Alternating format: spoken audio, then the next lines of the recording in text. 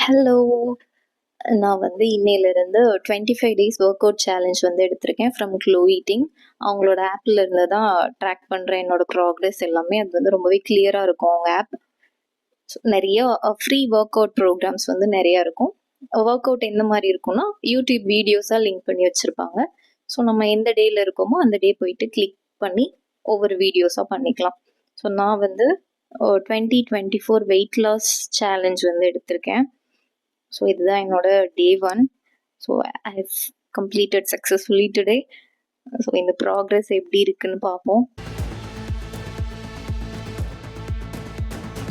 ரொம்ப ப்ரோலாம் கிடையாது. நான் வந்து எக்ஸர்சைஸில் ரொம்ப ஸ்லோவாக என்னோட பேஸில் தான் எக்ஸசைசஸ் வந்து எடுத்துகிட்டு போவேன்.